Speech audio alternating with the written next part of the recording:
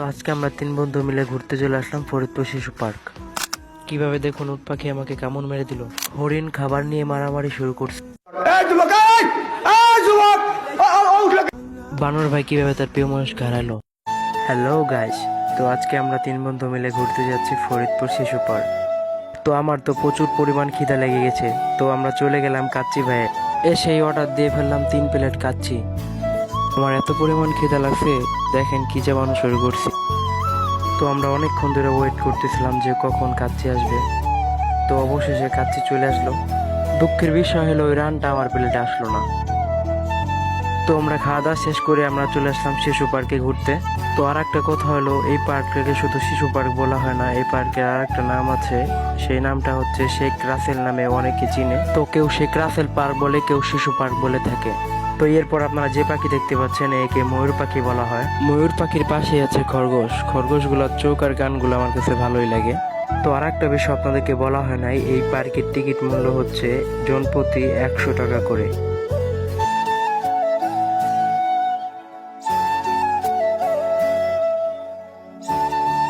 আসসালামু আলাইকুম গাইস, আমরা এখন আছি ফরিদপুর শিশু পার্ক। আর শিশু পার্কে আছে দেখেন এই যে সুন্দর সুন্দর বনের হরিণ, আর এই যে আছে উট পাখি। আকরাম ভাই, এটা কিন্তু আপনার নানি।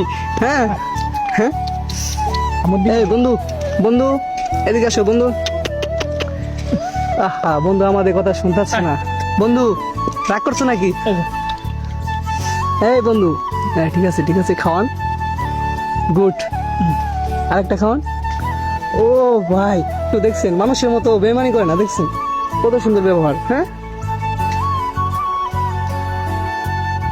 তো এই পার্কে আপনারা বাচ্চাদেরকে নিয়ে আসতে পারেন, বাচ্চাদের জন্য অনেক কিছু রয়েছে এখানে।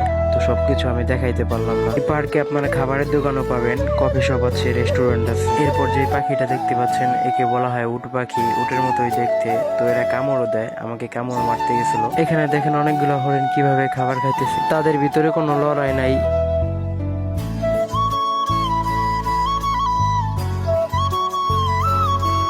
তো গাইস, এখন আপনাদেরকে একটি রোমান্টিক দৃশ্য দেখাবো।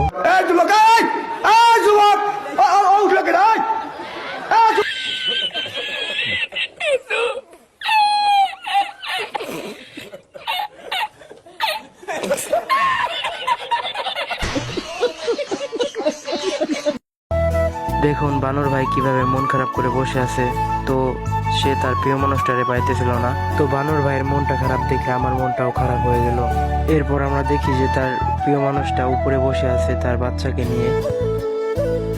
তারপর আমরা বানর ভাইকে বললাম যে ভাই, আপনার প্রিয় মানুষটা উপরে আছে তার বাচ্চাকে নিয়ে। তো সে তার সুন্দর দাঁতগুলো বের করে একটা হাসি দিল।